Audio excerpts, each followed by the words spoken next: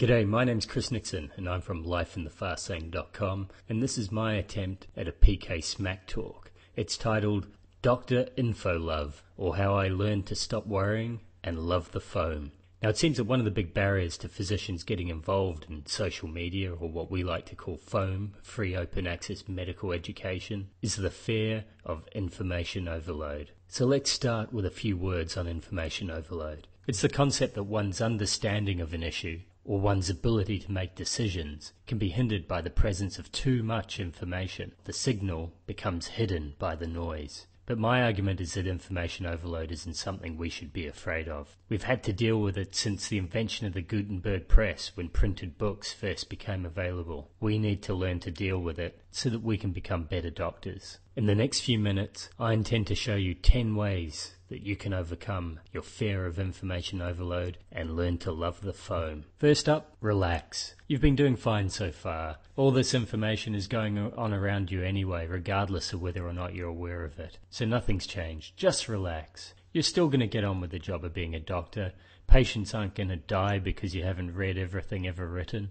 And in fact, most of the medical literature is kind of rubbish anyway. The good people at the journal Evidence-Based Medicine reckon that you need to read 18 articles in order to find one valid study. So reading everything isn't the answer. But if you can use foam effectively, it will make you more efficient at finding the information you need to make you a better clinician. On to step 2. You need to know your knowledge needs. It's easy to get distracted from your core requirements. You need to define your needs and only use information sources that contribute to meeting them. So how can you determine what your knowledge needs are? If you're a student or trainee, then most of your focus will be on aspects of your exam syllabus, the so-called background information that comprises the nuts and bolts, the language and core knowledge of a specialty. But as you become more advanced as a clinician, then your focus will shift to your foreground knowledge needs, what you need to function day to day, what you need for flesh and blood decision making. My next tip is to build yourself a one-stop shop.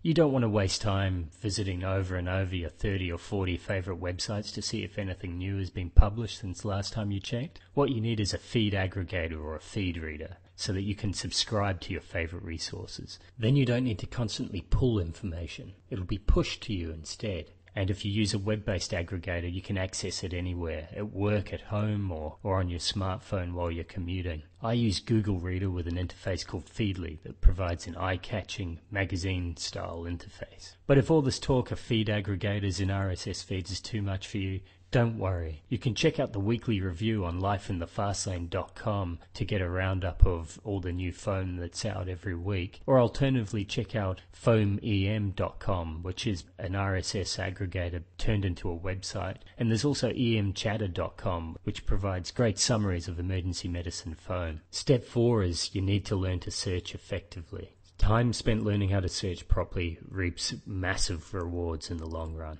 Effective searching is critical for meeting your foreground knowledge needs so that you can pull the information you need when you need it. So as well as using resources like PubMed, I suggest you try out emgoogle.com, which is a foam search engine.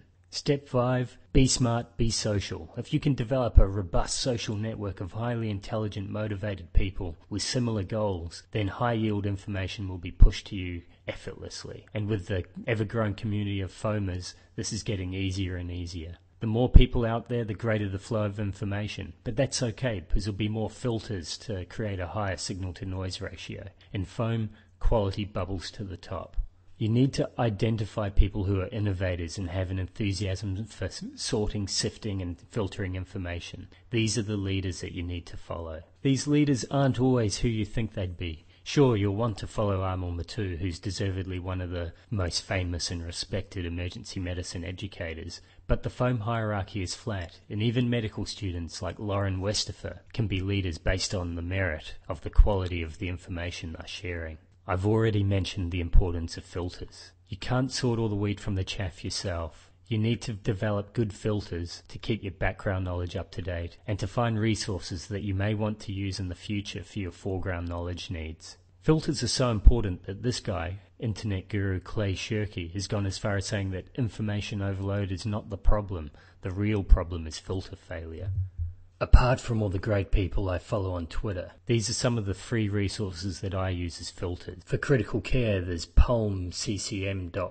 For reviews of the emergency medicine literature, I go to Emergency Medicine Literature of Note and Keeping Up with Emergency Medicine. Cliff Reed's Resus Me covers all the great resuscitation stuff out there. And then within Life in the Fast Lane, there's R&R in the Fast Lane, which is eminence-based evidence, and Joseph Liebman's monthly review called EMU, Emergency Medicine Update. And for toxicologists out there, there is, of course, Leon Gusau's The Poison Review. Step 8, bathe in the flow. Let the ebb and flow of the information tide wash over you. Don't worry if you don't catch everything first time. Just catch what meets your knowledge needs. And then remember that really important information tends to get repeated, whether it gets reblogged or retweeted. If you miss the first wave, chances are you'll catch it on the second or third. Tip number 9 is go mobile. Lots of doctors have smartphones, but few use the smart part. You can skim through your feed aggregator while you're languishing in the queue for your coffee if you're using your phone. You can listen to your podcast while mindlessly hunting through your shopping list at the supermarket.